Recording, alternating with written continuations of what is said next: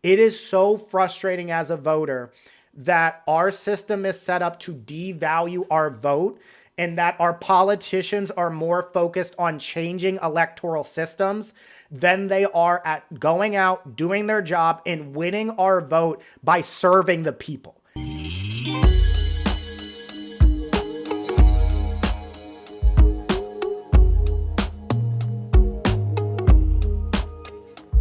Hello, ladies and gentlemen, and welcome to this week's show where we will be discussing something that has really plagued the American political system since the 19th century, and that is gerrymandering. And gerrymandering has certainly gained a lot of attention recently, considering the congressional redistricting map that Texas is trying to put out in order to gain multiple Republican seats. But more on that later in the episode. And guys, to kind of summarize what I will be covering today, today is really a good episode for anyone on the political knowledge spectrum. So if you are new to politics and you've kind of heard this word, welcome. I am going to be breaking down what this term means and a brief history of gerrymandering along with some wild congressional districts. So I'll do that kind of initial breakdown for you.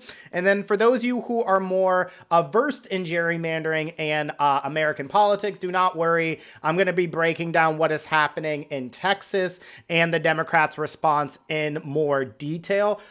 Also, I will end the episode, as I always do generally, with some policy suggestions and changes that could combat, in this case, gerrymandering.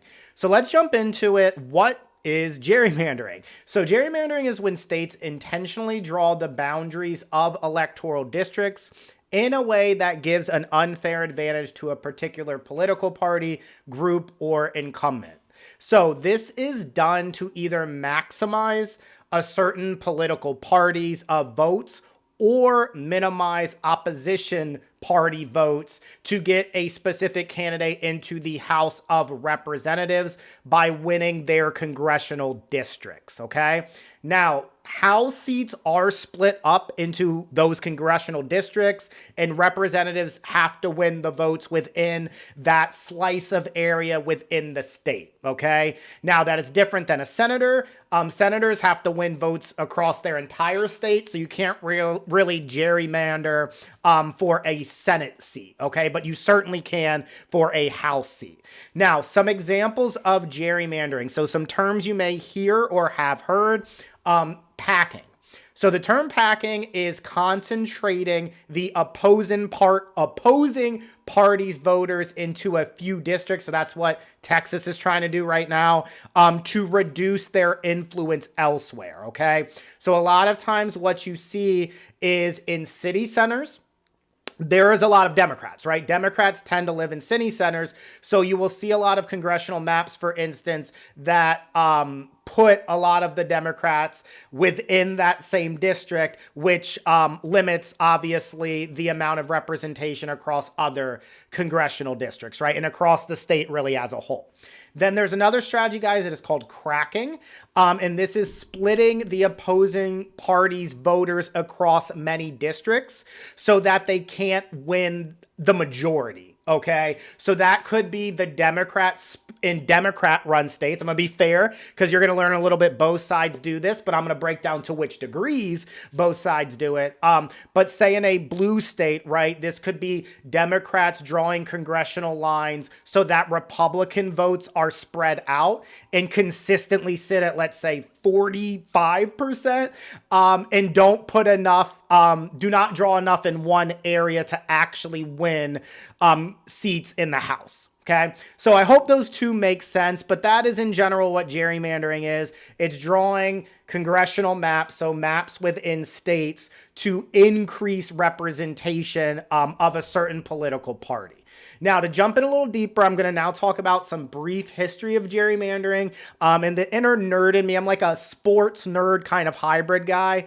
But the nerd inside me, guys, I loved reading about this.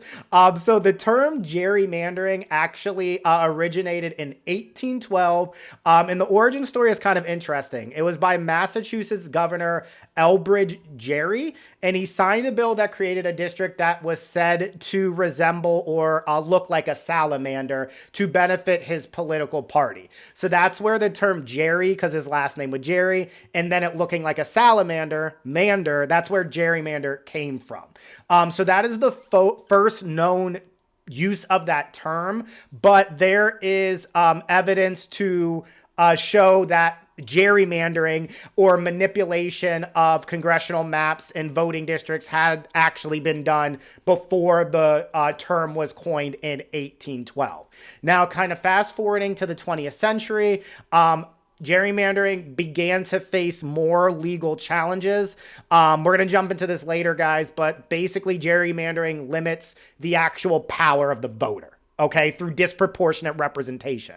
But in the 1960s, there was 2 different U.S. Supreme Court cases that ruled that districts must be roughly equal in population, which did make it more difficult, particularly with the technology limitations of the 1960s, to gerrymander as effectively as they were doing before the Supreme Court cases. But fast forward, guys, to the 80s and beyond, where technology is far more advanced than it was in the 60s. Computers now are able to process demographic, political, socioeconomic, amongst a large array of information, which assists in the process of drawing these congressional maps, right? So technology has just made it much, much easier, obviously, to gerrymander. And this has led to even more legal cases. These are very, very recent, guys, relative to U.S. history. So we have Rucho, I think it's pronounced, versus Common Cause. And I read about this. This is from 2019. Ultimately, guys, it made it harder to challenge gerrymandering based on partisanship. So that did not help combat gerrymandering. It actually did the opposite. So that ruling made it gerrymandering more legal in a certain sense. Now, then there was another 2 other cases, both in 2018. We have the League of Women Voters versus Pennsylvania and Gill versus Whitford. First, the League of Women Voters versus PA. The Pennsylvania Supreme Court, this is a win for gerrymandering, or against gerrymandering is a better way to put it, because it struck down the congressional map due to how partisan it was. So the congressional map that was presented was so asinine, basically, that the Supreme Court struck it down due to its partisan nature. And then Gill versus Whitford, the other one I mentioned in 2018, said that there can be no nationwide standard for determining when partisan gerrymandering violates the Constitution. So we have a win, meaning a fight against gerrymandering with one of those court cases, but the other 2 did not really set much precedent to fight against what we have in gerrymandering. So what you can really say, guys, dating all the way back before the coining of the term in 1812, gerrymandering is really as American as apple pie. It's really been entrenched in our political system. And both parties, I want to be clear, do engage in gerrymandering, okay? But I also want to be clear, it is not done to equal degrees. And those of you who probably know, Republicans take advantage of gerrymandering at far higher rates than Democrats. You could just argue maybe they're more successful at it. Gerrymandering, guys, at its core hurts us, the voter. So at the end of the day, it shouldn't be done by Democrats. It should not be done by Republicans, but Republicans take far more advantage of it. In general, guys, if you've been listening to this podcast for a while, you guys know I beat this drum nonstop. Republicans are so much better at political strategy and structural advantages over the Democrats, right? And gerrymandering is just another tool in that toolkit that they utilize far more than Democrats. You guys see what's happening right now in the White House with Republicans in charge. They're kind of bypassing the Constitution, right? They're kind of just doing whatever. They don't even care really about what's going on in the House or the Senate, right? They're just doing whatever. So that's kind of the difference structurally between how Republicans and Democrats work. That is also why, for example, guys, in terms of the structural advantages, the electoral advantages that Republicans have, I am in my mid-30s right now, and Republicans have only won the popular vote 2 times in my life. Yet somehow the presidency and positions within the House and Senate continually flip-flop. So just think about that and how our representation is not reflective of what the votes are actually saying, right? It is structural setup. And also, guys, if you put generally right-leaning ideas versus left-leaning ideas in the United States, the left-leaning ideas are more popular. The problem is when you attach a Democrat or Republican to it, that's when things get messy. But polling shows if you just put up the idea, for instance, like guaranteeing more healthcare, universal healthcare, that is a more left-leaning idea. That is not a Republican idea or a right-leaning idea at all. Most Americans want universal healthcare, just as one example, for instance.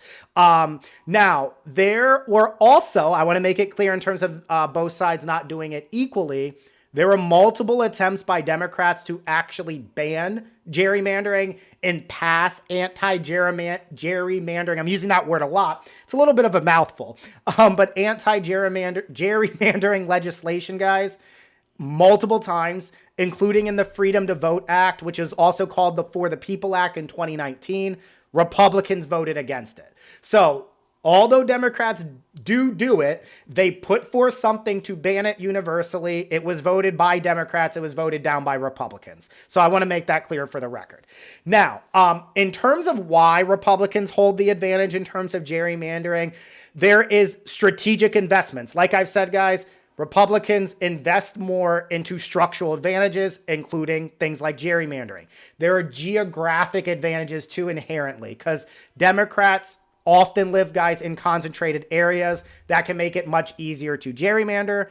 And also, in general, they control, meaning the Republicans control more redistricting processes than the Democrats. And what I mean by that is Democratic run states are far more likely to use independent redistricting committees than, for instance, Republican-led states. So things like that, institutional setups, are why the Republicans are more successful when it comes to gerrymandering. But guys, ultimately, it is frustrating whether you're a Democrat, whether you're a Republican, whether you're independent, or don't define with any of those terms, like I'm more of a progressive than a Democrat. It is frustrating to have a political system that objectively, mathematically, by the numbers, does not represent what the voters are voting for. There's a proportionality problem, right? Where some votes are carrying more weight than other votes. And that is not a functional democracy. That is not how it should work at all. And I'm going to add a little context to how ridiculous this gerrymandering process is by looking at 3 of the most gerrymandered districts in recent history. And I'm going to start with a blue state. I'm going to start with my state of Maryland. And I want to preface these examinations by saying, just because a congressional district is drawn weirdly does not necessarily mean the district is unfair, but it is an immediate light bulb indicator that it probably deserves a second look, and there's probably some partisan interference. But I do want to mention that it is possible to draw a weird congressional district and it not inherently be unfair theoretically. Now, let's talk about Maryland's 3rd congressional district, guys. This was from 2013 to 2023. And what it did, and you guys can see how absurd the drawing is. You're going to see 2 more, but this is absurd. But it drew boundaries around the Baltimore suburbs to favor Democrats, earning the nickname the Praying Mantis. I don't personally see it, but due to its shape, it's been called the Praying Mantis. I don't know. Maybe you guys see it. I personally don't, but I do agree this is obviously absurdly drawn. And the Washington Post actually ranked it as the 2nd most egregiously drawn map in the country at the time. Since then, it has been withdrawn, or redrawn, not withdrawn.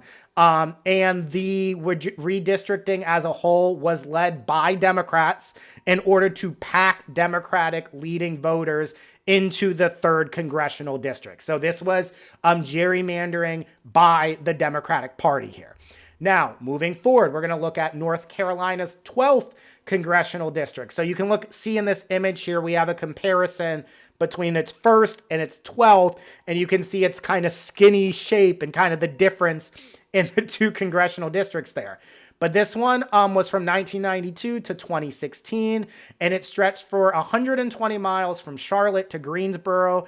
And it was sometimes, and you can see, guys, like I said, it's really, really skinny. Sometimes the congressional district was just a few hundred feet wide in order to continue stretching, southern and northern as it does, or as you can see. And it is known, guys, for its bizarre snake-like shape, but also because of major court battles, not just over partisan gerrymandering. So it wasn't just over the idea of, packing Democrats or Republicans.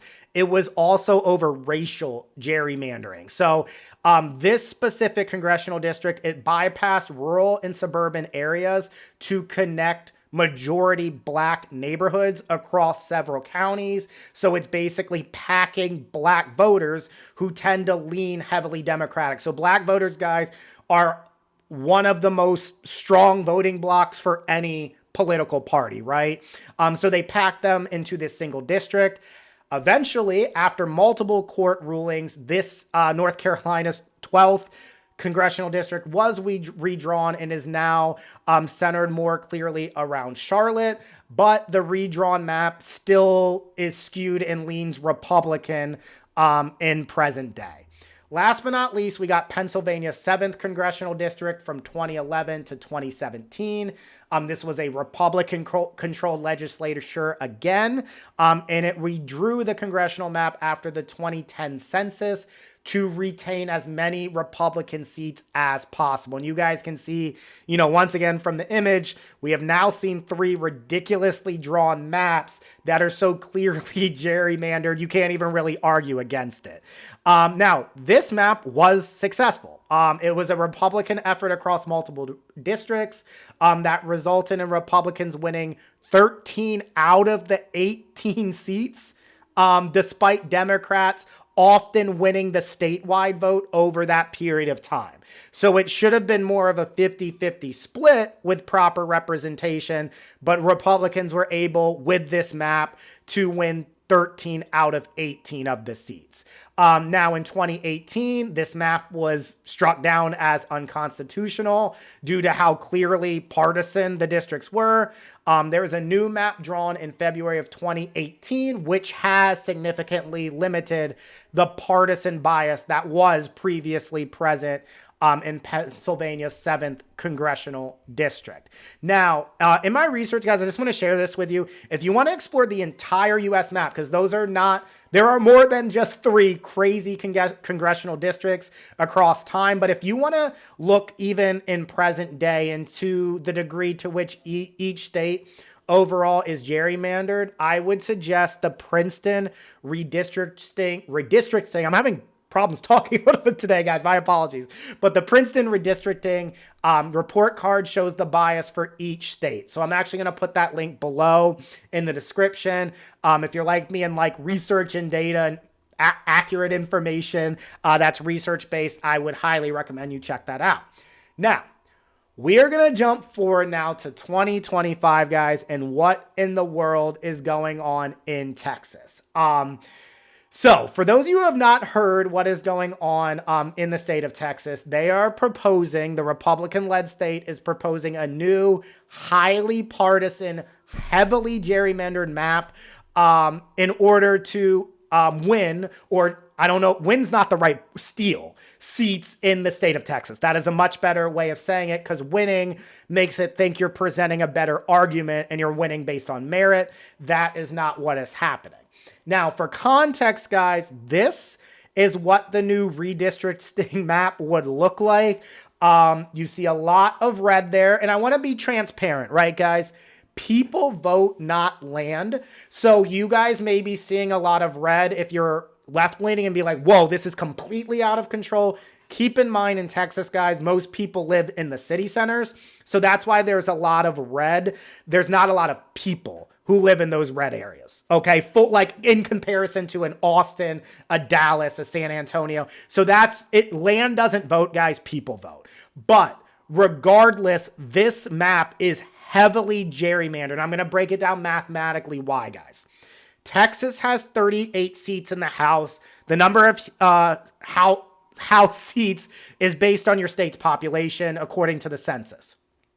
In our most recent presidential election, guys, 42% of Texans voted for Kamala Harris. So what that would mean mathematically is Democrats, if we had a proportional representative system, Democrats in Texas should represent, around 16 seats, maybe 15 seats. At the low end, maybe 14 seats. Currently, they only hold 12 of the 38 U.S. House seats. That is a rate, guys, of 32%. Okay? That is a clear mathematical sign that our votes as Americans, and if you are a Republican, I want you to think from the other shoe, because this happens I showed you the Maryland congressional district in the past. It is so frustrating as a voter that our system is set up to devalue our vote, and that our politicians are more focused on changing electoral systems than they are at going out, doing their job, and winning our vote by serving the people. That is what is frustrating about gerrymandering and any electoral games that are played. It is so clear there's no interest in figuring out what do the voters actually want, how do we value their votes and make their votes count, and then how do we ultimately serve our voters? And this is just evidence that our political system is moving further and further and further away from that. Now, color me surprised a little bit, though. Democrats seem to have a plan, and I know Democrats with a plan that is insane, but they seem to actually have a plan ready to combat this on multiple fronts. So first of all, you have California and New York both coming out saying they will also redraw their maps to lean Democratic if Texas chooses to, put forth their map and that becomes law, that gerrymandered map. They're ready to fight fire with fire, which I will say, guys, I hate gerrymandering. I think it should be eliminated. But what I hate more is I hate every time Democrats looking so weak when they're coming to, a gunfight with paper towels or something. Like, yes, if you are going to do this thing, you guys need to be prepared with a response in some of your most populated states so you can do the same thing and win more seats. When they boo-hoo about it, point to Texas and shoulder shrug and move on, and then gain power and eliminate the gerrymandering. That's what I would do, okay? Now, we also have more fight from the Democrats. They left Texas in order to halt this map from becoming law. At the time of this recording, what I read is they were actually on their way to Illinois in order just to withhold from voting on this insane map that's already gerrymandered, guys. They're just pushing it even further in the state of Texas. Now, in response to this, we have Governor Abbott from Texas saying that he wanted to expel anyone who used this tactic, despite, I guess, he must be unaware of Republicans using this exact tactic right now in order not to release the Epstein files. And the fact this has been used all of the time by Republicans to avoid getting things done by Democrats. But, when they do it, it's fine. When the Democrats do it, it's not. No, whatever. Nonetheless, we also have Texas Attorney General Ken Paxton stating that Democratic lawmakers who held out on this vote should be hunted down, found, and arrested. Once again, shoe was on the other foot. They would be defending their colleagues. There's no consistency. There's just never any logical, principled consistency. And it's also laughable when the Republicans right now have a convicted felon in office who constantly pardons people like it's a Black Friday sale in the 90s where you're waiting for midnight and just throwing everybody out the window. Like he's just pardoning everybody, pardoning criminals, and he is a convicted felon himself, yet like they want to talk like they're the party of law and order. It's just such a laughable joke. Like, I don't think there's a bigger hypocrisy than the Republicans saying they're the party of law and order. Just a joke.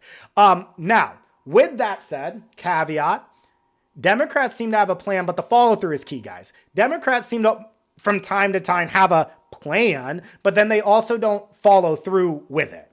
So my challenge is when, not if, because Texas is going to get this map passed. If I know anything about Republicans, they're going to get what they get done. They don't really care.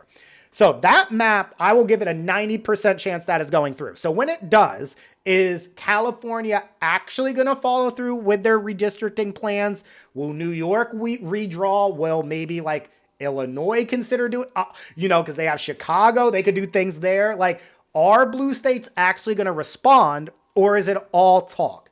But regardless, guys, I want you to sense a little bit of how the people feel about all of this gerrymandering, because you don't have to take my word for it. I drove here 3 hours to get here. I came from Abilene, Texas. And if I'm willing to drive 3 hours to come here and talk, I'm going to ask you to get off your phone and listen to what I have to say. You got a call from Donald Trump. He told you to go find 5 seats. No, he got asked, how many seats? He said 5. He was asked on the news. You say, we don't have any maps. Well, how in the hell does Donald Trump know he's going to get 5 seats? How many of you are going to get arrested for breaking the rules of mistreating the citizens of this state? You're breaking the rules. We are the citizens of this nation. We're the ones. It's supposed to be bottom up, not top down. And I feel that individual's rage, and I just keep up a lot with politics, obviously, to bring this information to you guys. And I want you to understand, if you're not as engaged, is people are angry. I'm actually going to do a shorter video with a town hall. It was in Nebraska, where in a Republican congressional district, they were screaming tax the rich, which was like eye-opening to me. But I want you guys to understand what you just watched, with that people are just angry about what they're seeing right now and hearing. That is why the approval rating right now for this administration and Trump is entering the 30% very rapidly. And I just want to reiterate, guys, we as the voter suffer the most from gerrymandering, right? It limits our power as a voter to make decisions about who represents us, and it creates an unfair system, whether you're in the power position of a gerrymandered congressional district or whether you're not. And it limits us actually having true discussion in the battlefield of ideas, where different people are able to come to the table, debate, and then the American people actually decide who has the best plan for the path forward. Gerrymandering, guys, really kind of guts that ideology and the foundation of democracy in America. We instead have a system that continues to be corrupt. So whether it's gerrymandering, whether it's legalized bribery, whether it's allowing our representatives to trade stocks, right? The power lies in the hands of a few and not really the hands of the voters. And that is the reality. And that is the further we're moving to in the United States of America, unfortunately. Now, I do want to finish this episode, as I always do, with some solution, with some policy changes, because one thing that I hate is when people just complain about a problem and they don't have any better solutions. Okay, you don't like this thing. What is your better societal solution? Because if you're just complaining in the wind, that's not really helpful. So I have a four-pronged approach to addressing gerrymandering in the U.S.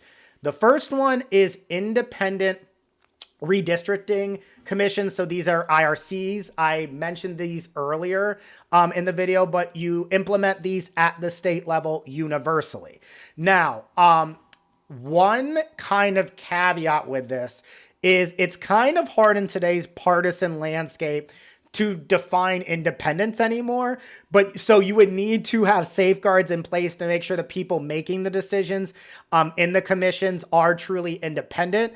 But an independent body should be redrawing these congressional maps, not a Republican who's in power or a Democrat in power. That is just obvious to me.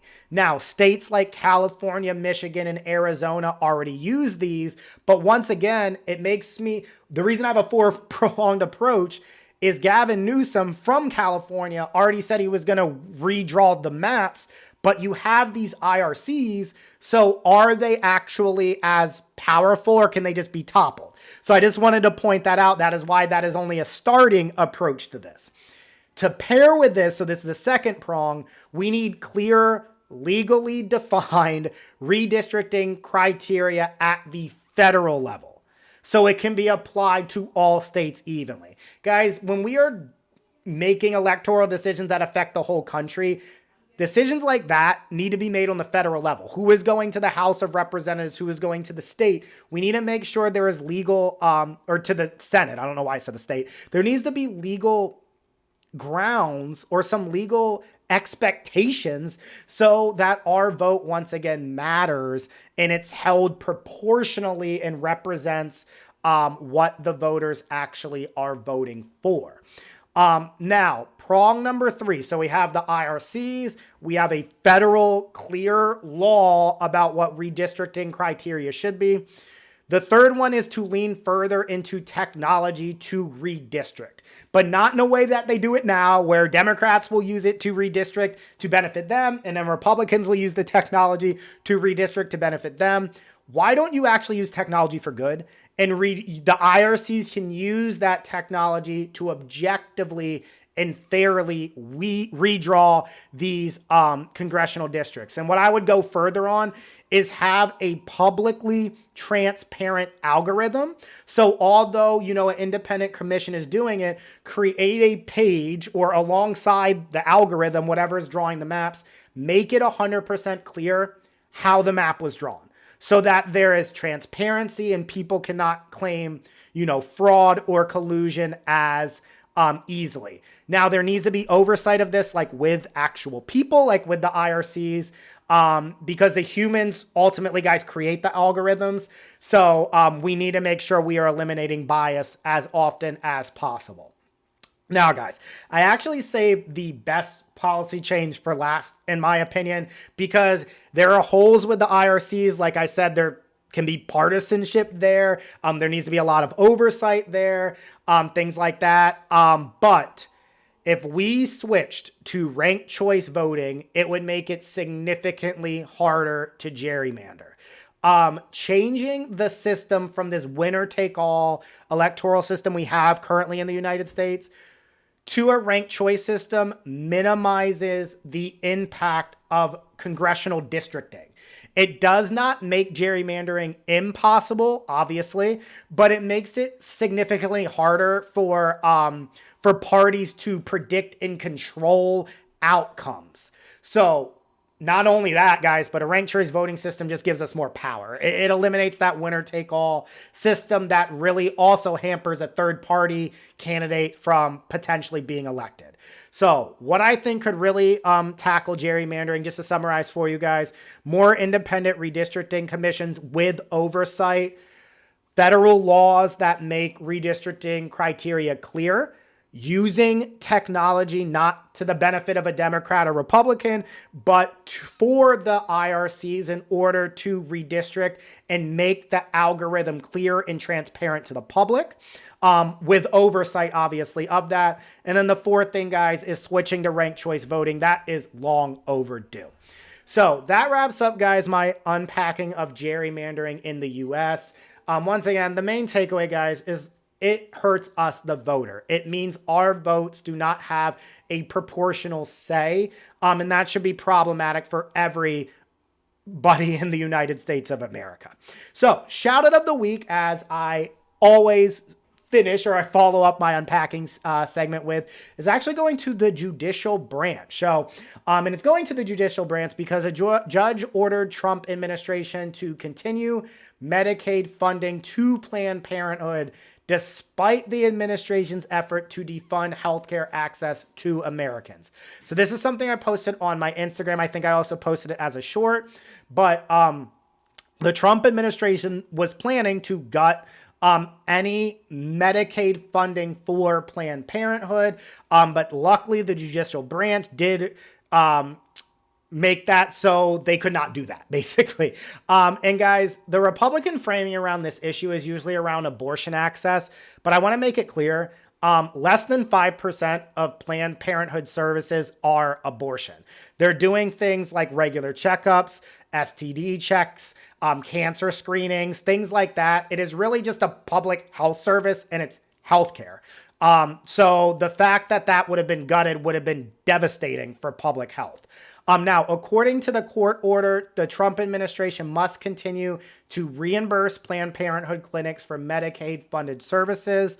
And this is a huge win, guys, for millions of people, many who are on the lower, or most who are on the lower end of the socioeconomic spectrum, who were set to lose their medical coverage. And like I said, it's just a public health risk, guys, when so many people do not have access to the care they need. And it's just a moral question. Like, we are the only developed country in the world who seems to think healthcare is not a human right, to the point we have people going on stage, our elected representatives, and shouting that and being proud about that, which is just inhumane to me, honestly. But shout out to the judicial branch. I hope they keep fighting back as much as possible, as they seem to be the only cog in the machine that seems to be working relatively well enough that is keeping us from a full-blown autocracy. So thank you, judicial branch, for stepping up there. And today's vibes, guys, to be honest, at this point, my rest of my evening will probably be filled with Fisher-Price playlist tunes, but I'm going to go back to some hip-hop from two of my favorite artists, Life Should Go On by Big Sean and Wale. Thank you for watching and being part of a growing progressive community. Please make sure to like, share, and subscribe. And if you have the time, check out some of my other episodes you can see around me. Thank you.